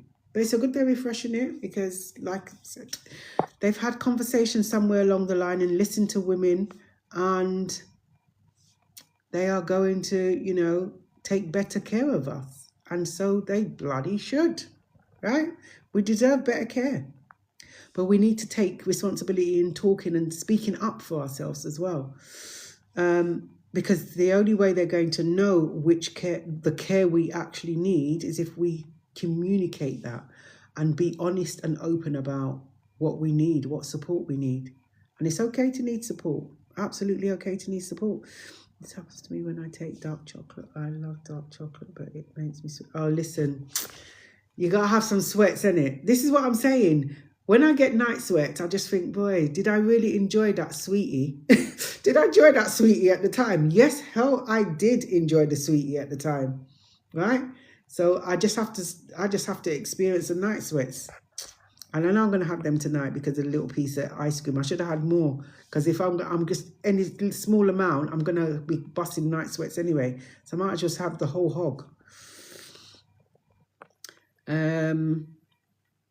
Oh, right, it's still available. Okay, I might go and get just bring me back to living when I lived at home with my mum. That's the book. This woman, I tell you, my mum she does not take no medication at all. She refuses to take medication. If she has to, she will. But other than that, she ain't taking no medication. I didn't know the book was, I didn't know the book was for some 7 Days Adventist though. Well, we learn something every day, you know. Listen, we never stop learning. We absolutely never stop learning. Discussing we are discussing. So, do you know about the women's strategy, the women's health strategy? You know now, but what are your thoughts about it? What are your thoughts about it? I've shared my thoughts, and some of us have shared our thoughts. Some of us didn't know it was there, but you know, again, it's okay having these things out there, but how do we access this information? Because it's not readily available, and it needs to be readily available, doesn't it? Absolutely needs to be readily available. So there's promise, I shouldn't say the word promise actually, you know. There's talks about, this is the right way. There's talks about, with this women's health strategy, there were talks about health hubs, okay, clinics that are one-stop clinics to getting better services. So we have access to a specialised team around us, less time waiting for gynecology appointments, those sort of things, and being diagnosed earlier with things as well. Yeah, there's a lot of things going on. One of the things that have come up for me, and I'm researching beside the strategy, is I recently came across some research, and it was quite heart-wrenching actually, that girls as young as 9 are being diagnosed with endometriosis. 9 years old. What is going on? And yeah, I'm just kind of looking a bit more information into that, because that's really sad to hear. And this is why I'm saying about, you know, the education being there, not just for menopause, just for, you know, we get taught in schools about, I remember being taught about menstrual cycles and, you know, how babies are conceived. We got taught that on a basic level. However, we didn't get asked and have discussions around how should a period feel. Should I feel, you know, tired when I have my menstrual cycle? Should I feel angry? Should I feel tearful? None of that conversation ever happened. So why are we not having these conversations? Because periods should not be painful, right? But we are raised to feel that they should be painful. That's a norm. Why are we normalizing period pains? And they shouldn't be painful. It's not normal for it to be painful. Not at the level where it is kind of crippling you, painful. I know you get some sort of, you know, pains there, but not to the point where it's crippling you. And so we need to have these conversations a lot earlier with young women. Because to hear, you know, to read research that is saying that endometriosis is being discovered in young women as well, girls as young as 9. What is going on? I don't know. Yeah. I like my research. Those of you who know me in the community, I do love a research, you know, but I like to go and dig deep a bit more. Used to love Bailey's cappuccino, but one day found it brought. So, yeah, you see? Listen, Alison, every once in a while, you deserve a hot flash, right? Because, come on, I bet you miss the Baileys, right? I bet you miss it. You do. Thank you for the follow. Is it Wadia? I hope I pronounced your name correctly. Welcome to the community. And thank you for sharing the life, Tamika. Thank you for sharing the life. Much appreciated. Struggling with sleep. I'm taking magnesium, but still keep waking up. Oh, I'm sorry to hear that, love my life. Do you know what? This is another conversation. Sleep disturbances. There is a lot of factors we need to take into consideration around sleep disturbances, right? For me personally, I will share with you how I get a better night's sleep. My room has to be cold. Cold, not lukewarm, cold. When my room is cold, I get a better night's sleep. When I don't eat sweets, I get a better night's sleep, or anything sugary, I get a better night's sleep. Depending on what I'm wearing as well, the clothing helps with a better night's sleep as well. So all those factors, but actually what I was saying today at the Menopause Cafe in Bexley was there are other factors to take into consideration. Things like if you've had a really heavy day, that could be playing on your mind. I spoke to a couple of women today, actually 3 women I spoke today in the cafe, and they have traumatic roles. They work in traumatic jobs where they hear trauma information every single day. So they actually go home with that trauma in them, you know, they hear it.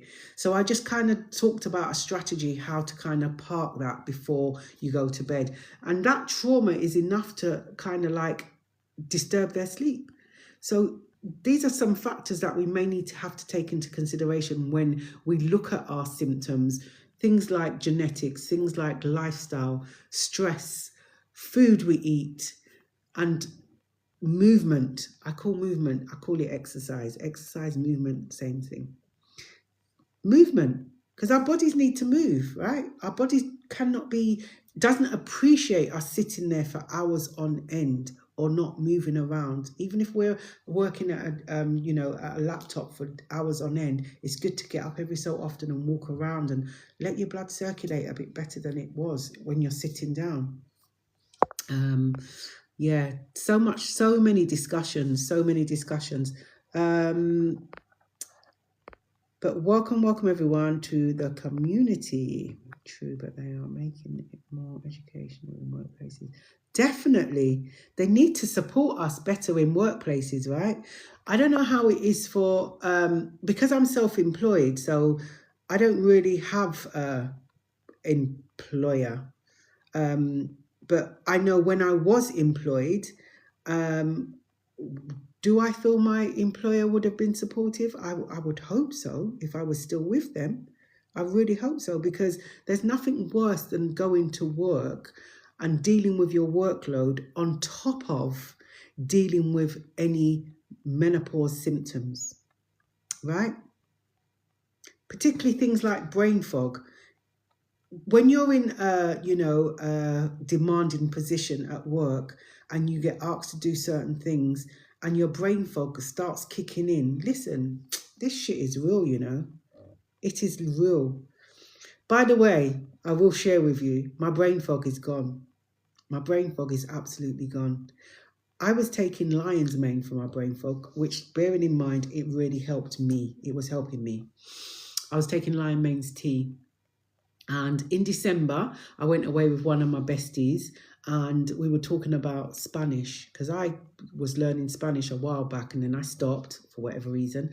And then I said to her, I'm going to start learning Spanish again. And she said, I used to speak Spanish. And I stopped and, all right, we made a pact that we're going to learn Spanish. Not together, but, at the same time. And since December, I've not been taking lion's mane. And my brain fog has started to get less and less and less because I'm learning Spanish. Now, I've done my research again. I'm a research girly. Those of you who know me in the community, right? I'm a research girly. Research shows that learning a new language helps with brain fog. Who knew? So this is why my brain fog it's gone. Thank you. Hey, Just Empress. I'm up late tonight. I'm telling you, I'm up late. I'm going to feel it in the morning though, innit? So my brain fog is gone from learning a new language. So I've given myself the task of being able to speak fluent French in December. So that will be a whole 12 months of learning Spanish. And when I do that, because I know the brain fog is kind of like pushed back to one side now, I'm going to learn something new, probably learn another language, because I found that has really helped me. Learning a new language, who knew, right? Yeah, so my brain fog is totally gone. So I know only manage 2 symptoms of this post-menopause life. And the 2 symptoms, remembering when I hit post-menopause, right? I've been in post-menopause 3, coming up to 4 years. I was experiencing double figures of symptoms, probably about 12, 14 symptoms. Tinnitus, brain fog, hot flushes, night sweats, itchy skin, itchy downstairs. Listen, the list goes on. And I'm telling you now, I only have 2 and I'm managing them. And I know exactly what exasperates them as well. So when they are exasperated, that's my doing.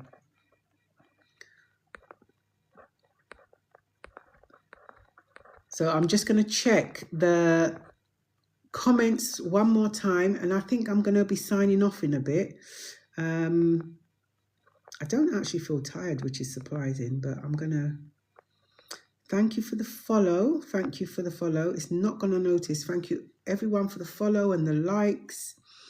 And, you know, tonight we were talking about, one of the main subjects we were talking about was the women's health strategy. And talking about what's changed about it, because it has been around for quite some time. 2022 it's been around, and originally it was a 10-year plan. It still is a 10-year plan, to be honest with you, so 2032, but they've kind of refreshed it and brought in some more things, and one of the things are listening to women. How great is that?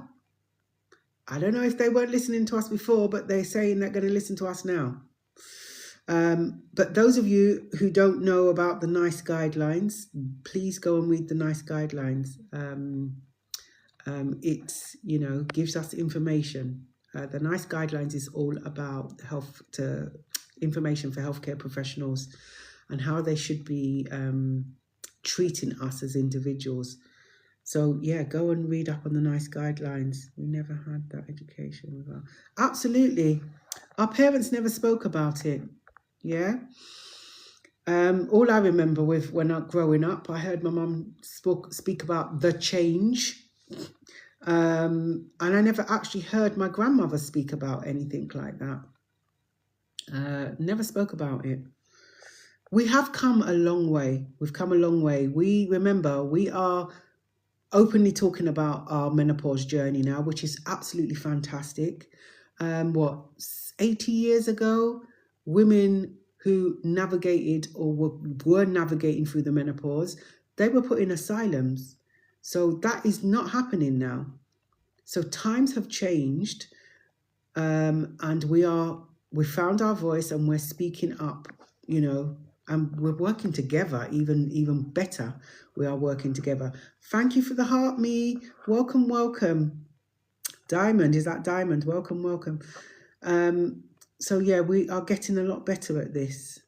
And you know what? We're getting a lot better at it, and we're still we're navigating through it. Every day is a different experience for some of us.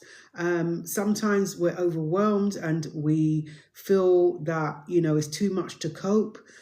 Sometimes that we feel isolated. We still feel isolated, even though we know there's communities out there. It doesn't stop us feeling isolated. Again, I say we need to work in partnership with this menopause. We really do. Absolutely. Absolutely. They have education, bite-sized information throughout the workday. Oh, that's really good. That's really good. It's really refreshing to hear that workplaces are moving better on this subject. Absolutely better, because there are some powerhouse women out there that have had to walk away from their jobs, careers that they love, because of this life transition, right? They've had to walk away from their jobs, and we shouldn't have to do that. And this is why I'm saying, I urge you, let's speak up. Let's keep speaking about it. Let's keep speaking our truth. Don't downplay these symptoms. Don't downplay the pain that we're experiencing. Let's not do that. Because if we want this women's health strategy to be the best it can be for us, then we need to be transparent and speak the truth. Okay, we need to be.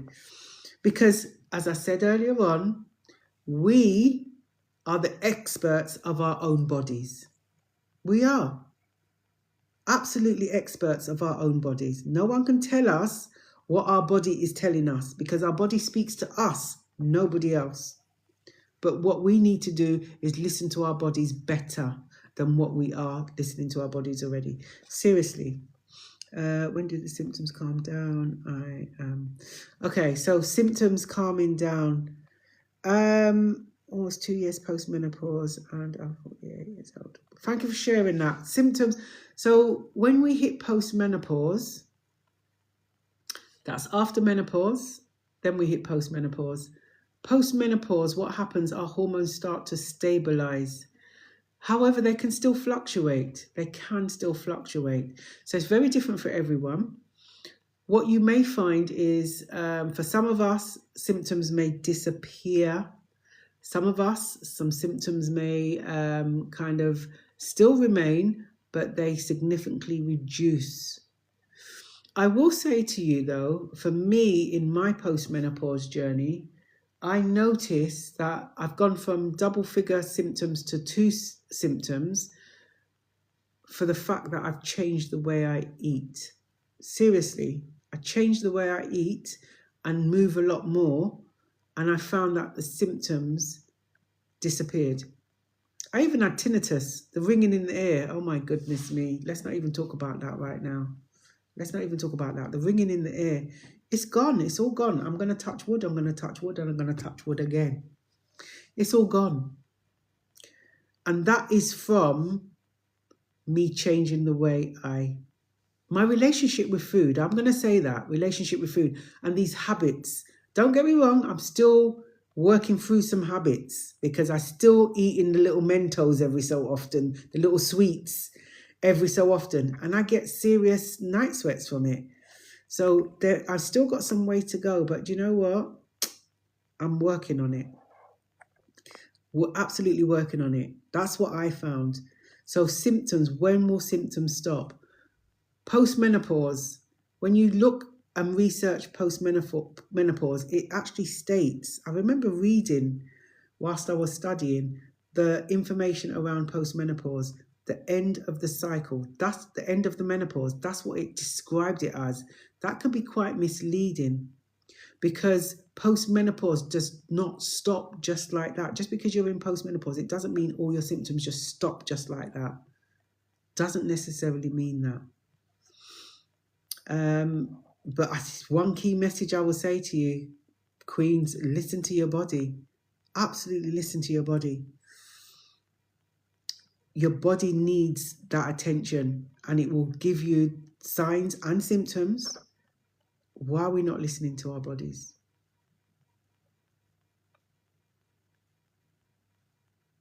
Oh yeah, I'm telling you, the brain fog. Just download that Duolingo app or whatever it's called. That's what I use. And 10 minutes every day. 10 minutes every day. The only thing I am a bit wary about that app is when I actually speak, am I actually making the correct pronunciations? Am I actually pronouncing things right?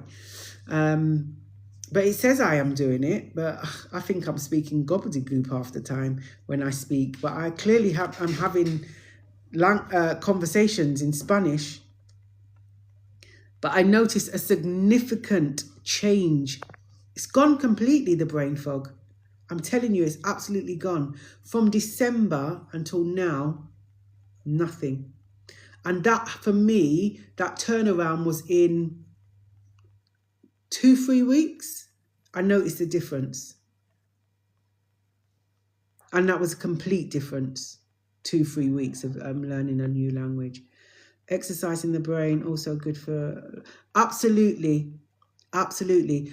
And they say things like, you do some research, just puzzles, a lot of these problem solving things help with the brain as well.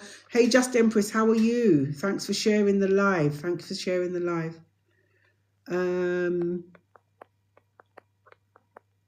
I just missed some. Diamond, thank you for the heart, me Diamond. And good evening. Hope you're well. Oh, Empress D, you missed the live. I'm going to post it on the our YouTube channel. I'm going to post it on our YouTube channel. We were talking about the women's health strategy. That's what we were talking about. So I will post it on the YouTube channel a bit later so you can catch up. But then we did go off, well, I went off on a tangent and started talking about everything else as well, as I do, as I always do. But we always have kind of like a main subject matter. Tomorrow I will be doing a menopause drop-in from 10 a.m. tomorrow morning. So if you're about and you want to drop in and ask any questions specifically, and those of you who are new to the community, if you do have questions and you don't really want to pop it in the chat, that's fine. You can reach out to me by sending me a DM or go onto our community page and click on the email link and you can send an email to me. I'm the only one who reads the email, so feel free to send an email to me. Please feel free to ask questions. I will get back to you. I always respond to messages and emails. The only way I can respond to you, though, because some people have sent me messages, DM me, and I can't DM back because their DMs are shut off. So if I haven't responded back to you, it's not because I'm ignoring you, it's because I actually cannot get hold of you. So it's best to email me, because then that way I've got an email that I can send you back. Yeah, good evening, good evening. What's the time? Look at me. Hear me. I just said just before 10 o'clock, oh, I'm going to go soon, and it's almost 10:30. This is a joke business, isn't it? I'm a joke business, and we accept support from employers. Absolutely, absolutely. We are best. Yeah, absolutely. We are. We are the best doctors of our bodies. These doctors, right? Not poo-pooing doctors right now, right? Because they work hard. Like everyone else, they work hard. The textbooks is there. So it's horrible when you go to a GP and they look at the textbook and think, well, you don't have that symptom, you don't have that symptom, so you can't have that. Well, I'm sorry, one size does not fit all. Two people can have the same condition and show completely different signs and symptoms. We know that. So why are you using a tick box for me? It doesn't work. We are absolutely the experts of our own body. You are what you eat. Absolutely. You are what you eat. You see, when I bust those Mentos at night, I'm busting a sweat, right? It's the sugar in it. I have ringing in the ears now. Oh, sorry to hear that, C. Taylor. Listen, the ringing in the ears, as I said, I'm testament to it. I changed what I eat, how I eat, and look, 12 of those symptoms are now only 2. Only 2 symptoms I've got. It was 3, and then I started doing the learning the language, and then the brain fog's gone. Absolutely gone. Thank you so much for your advice. Really helpful. You're welcome. You're welcome. And this is why I want us to keep on talking, because others that are about to embark on this journey, because there's many women out there that are not even thinking about this life transition, the midlife transition as they call it. And it doesn't always happen around the age of 45 to 55, as when we research it, this is what the age, perimenopause happens around 45 to 55. It can happen sooner. I spoke to a woman today that it was surgically induced at a young age. So we just need to keep educating, and we share as much information as possible, so we can just have more knowledge. Knowledge is power, like you say. Knowledge is power, absolutely power. Have a good night also. Right, Queens, I've been given HRT. Oh, Shabana, welcome, welcome. Did you ask for that? You know what? I get so upset when I hear that you get given these things, but you didn't ask for it. You cannot be forced to do something you don't want to do, you don't feel comfortable doing. Let's not be forced into things. Lack of support for black women in the workforce. Yeah, absolutely. And you know what?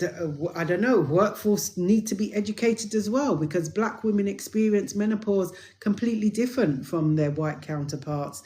They would more likely start menopause 9 months before white women. And listen, I'm not plucking this information out the air. It's on there. There's research out there. Go and visit the British Menopause Society. It is, information is there. It is very real. Our symptoms are more our symptoms are more heightened than our white counterparts. It is real. So the information is there. Good night, good night, good night. First I had a blood test, was refused. Second time I had such bad brain fog, they gave me the spray. Okay, so did you ask for that? They just gave it to you? This is the thing. They offered HRT to me and I said no. Good for you, good for you. Listen, if you don't want to take that, then you shouldn't be taking it. And you shouldn't be forced to take it either.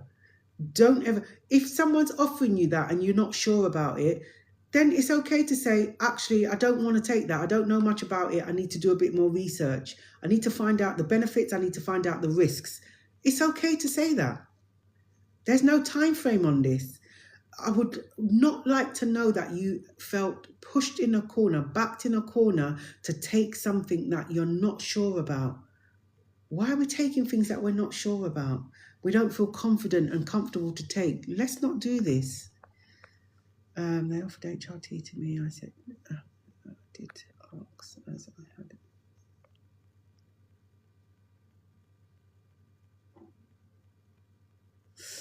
Oh, that's not good.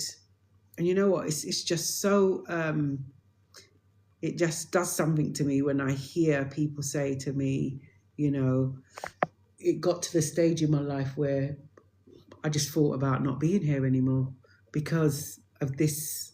And we've heard of stories that women have decided that that was the better option, to not be around, because they're not managing with these symptoms that they're experiencing. I mean, come on, let's be real. How do you explain to someone how these symptoms are feeling to you? Because we're trying to navigate and we're trying to understand how we're feeling ourselves, let alone trying to explain it to somebody else. Listen, this shit is real. Absolutely real.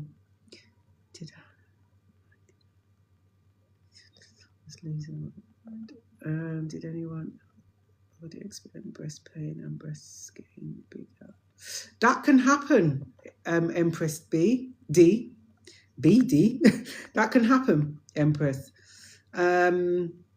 Breast pain is on the list. They can get larger. Absolutely can.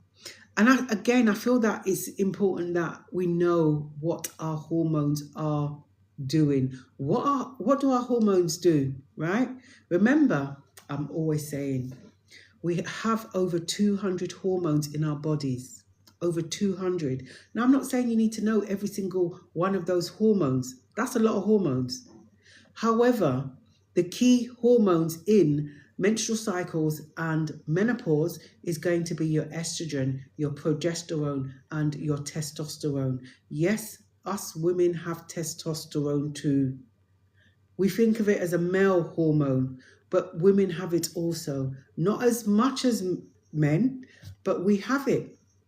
And testosterone is very much very much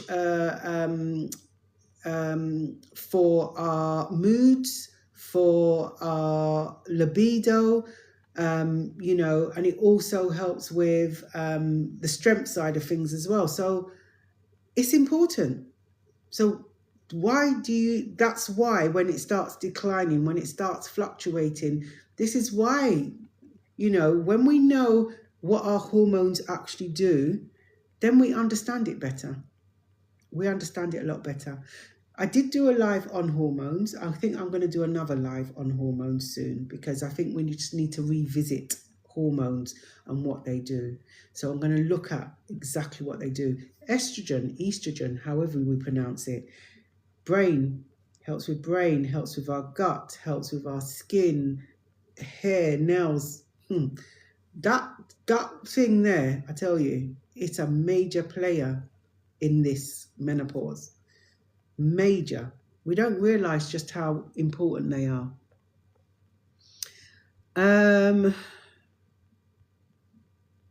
Good. That's good you're doing your own research. That's fantastic. Absolutely. Even when I say sharing information, don't take my word for it. You don't have to take my word for it. Go and do your research. Go and do your research. Yeah? Go and find out what's going on. So this community is giving you the basis of information. Even the leaflets or the pamphlets, the flyers that I send over to you and share with you, it's got information on there. But it's not to say you have to do that. This is giving you a little bit of, a bit more education that you have already, and giving you a bit more knowledge, and then you can go and do some more research on top of that. So please, don't take my word for it. The information's here. I put it together on a fact sheet or just some information. Once you get it, have a look at it, and then you make your decision from there. But like I said, I'm always saying, if you have any health conditions or any on any medication, please don't dive into just taking something new for the first time without going to do your research. I need someone. Okay, so you need to do that. And that's a good thing that you need to do it. But you'll do it when you're ready. Let's not pressure ourselves in doing things. Yes, we know we need to do it, but it's better to do it when you feel you're ready than do it and then be in and out of doing that, because you're not being consistent then. You got to hold yourself accountable, isn't it? Absolutely hold yourself accountable. We should have accountability partners. That's what we need. Accountability buddies. We hold each other accountable. That's what we need to do. Can I have any info on fact sheets? Absolutely, you can. Send me a DM or go on the community page and send me. Have I not sent you some stuff? I'm sure I've got your email. I may have sent you some stuff, but yeah, just email me. If I've got your email already, email me and I'll send it over to you. I'll send it over tomorrow now in the morning, because I'm going to literally just go and get myself ready for bed after this. And if not, because I need your email address. Don't put it in here though. Either send me a DM or click on the email link on the page. It's best to click on the email link on the page, because even when you send me a DM on here, I will then respond to you saying I need your email, because I can't actually send any attachments in here as a DM. I still need to send you an email. Okay, yeah, that's fine. Happy to share all the information. I think I've got some new information as well. But yeah, I send you as much information as you wish. Good night. Good night. Have a sleep well. Well, I'm going to sign off myself as well. So I will be back tomorrow to do a menopause drop-in. So if you're around, I'm going to be back at 10 o'clock in the morning. About 10 o'clock I'll log on, and then I'll do a menopause drop-in for maybe a couple of hours or so. And then so if you're around, drop in and say hi. If you've got any questions, let anyone know if you're around. Those of you who've joined the community this evening, welcome to the community. I'm going to end the live like I always end the live. I always end it in two ways. The first way, I send everyone a virtual hug, and The second way, I remind you that you are not alone. If you do feel alone after the live has ended, I would ask you to speak to someone. Reach out to someone that you trust, someone that will listen, and someone that will understand you or begin to start to try to understand you. Okay? Please remember that you are an amazing person and you need to give yourself some grace and compassion. Okay? And remember that self-care challenge that I told you. Go and do some intentional, one act of intentional self-care. That's what I want you to do by next week. Okay, those of you who just knew about it today, you've got until next week, Wednesday, to do it. One act, okay, because you so deserve it. You deserve it. Okay, lovelies, queens, I'm going to sign off because I am going to go to bed. I will see you tomorrow at 10 a.m. if you are around. Okay, and I will post this one, those of you who missed it, up onto the YouTube channel so you can go and watch it. Stay blessed, everyone, and see you tomorrow morning. Good night. Sleep well.